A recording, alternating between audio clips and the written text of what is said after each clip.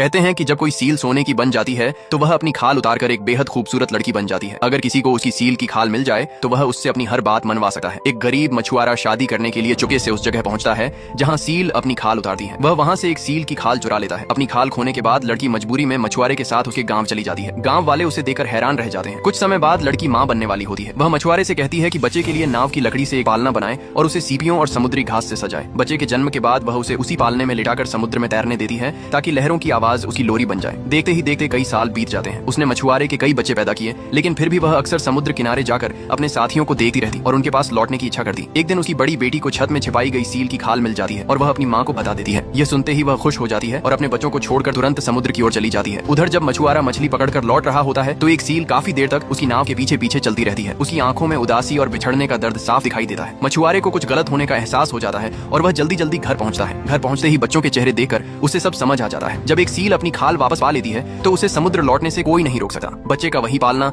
जिसे सीपियों और समुद्री घास से सजाया गया था, पीढ़ियों तक संभाल कर रखा गया। कई साल बाद गांव वालों ने बेहतर जिंदगी के लिए शहर जाने का फैसला किया, लेकिन जैसे ही वे जाने लगे अचानक बहुत सारे समुद्री पक्षियों ने उन पर हमला कर दिया। उसी दौरान कुछ सीलें एक छोटे बच्चे जिमी के पालने को उठाकर समुद्र की तरफ ले गईं। समुद्री पक्षियों की मदद से वे जिमी को अपने साथ ले जाने में सफल हो गए। जिमी के पिता और दादा नाव लेकर उनके पीछे गए, लेकिन तब तक पालना बहुत दूर जा चुका था और आखिर में समुद्र में गायब हो गया। इसके बाद जिमी का परिवार बाकी गांव वालों के साथ शहर चला गया। शहर पहुंचने के बाद जिमी के पिता काम में इतने व्यस्त हो गए कि वे उसकी बहन हाइडी का ठीक से ध्यान नहीं रख पाए, इसलिए उसे उसके दादा दादी के पास भेज दिया गया। वे एक सुंदर समुद्र किनारे वाले गांव में रहते थे जहां से उनका पुराना द्वीप साफ दिखाई देता था। एक रात हाइडी ने उस द्वीप पर आग जलती हुई देखी। उसे लगा कि शायद उसका भाई जिमी वापस आ गया है। जब दादा और उसका भाई मछली पकड़ने के लिए द्वीप जाने लगे तो हाइडी भी उनके साथ चली गई। द्वीप पर पहुंचकर उसने अपना पुराना घर देखा जो पूरी तरह टूट चुका था। यह देखकर उसका मन दुखी हो गया। फिर वह दूसरे कमरे में गई जहां बिस्तर पर ताजी घास बिछी हुई थी। जमीन पर बुझती हुई आग और पास में करीने से रखी सीपियां देखकर उसे लगा कि वहां कोई रहता है। अब उसे यकीन हो गया कि उसका भाई यही है। वह पूरे द्वीप पर उसे ढूंढने लगी। कुछ देर बाद उसे घास के मैदान में बिना कपड़ों के एक छोटा लड़का दिखाई दिया। जैसे ही लड़के ने उसकी आवाज सुनी वह भागने लगा। हाइडी भी उसके पीछे दौड़ी, लेकिन लड़का सीधे समुद्र में कूद गया। जब तक हाइडी किनारे पहुंची तब तक वह पालने में बैठकर दूर जा चुका था। घर लौटे समय उसने सारी बात दादा को बताई, लेकिन दादा ने उसकी बात पर भरोसा नहीं किया। उन्होंने कहा कि यह सिर्फ उसका भ्रम है और दादी के सामने जिमी की बात कभी मत करना, क्योंकि उसे याद करके वे बहुत दुखी हो जाती हैं। कुछ दिन बाद दादा फिर से मछली पकड़ने द्वीप जाने वाले थे। हाइडी भी जाना चाहती थी, लेकिन उस दिन घना कोहरा होने की वजह से दादा ने उसे साथ नहीं लिया। उदास होकर वह समुद्र किनारे बैठी थी, तभी एक सील उसके पास आई। वह उसके करीब जाने के लिए नाव में बैठ गई। अचानक नाव की रस्सी टूट गई और सीलें नाव को धक्का देकर उसे उसी द्वीप तक ले गई। द्वीप पहुंचते ही उसने सबसे पहले समुद्र किनारे रखा वही पालना देखा। वह भागकर घर पहुंची और खिड़की से अंदर झांका। अंदर जिमी था। वह सीलों के बीच पलकर बड़ा हो रहा था। वह बिना कपड़ों के रहता था और रोज सीलों द्वारा पकड़ी गई छोटी मछलियां खाकर अपना पेट भरता था। जैसे ही जिमी ने हाइडी को देखा वह डरकर भागने लगा।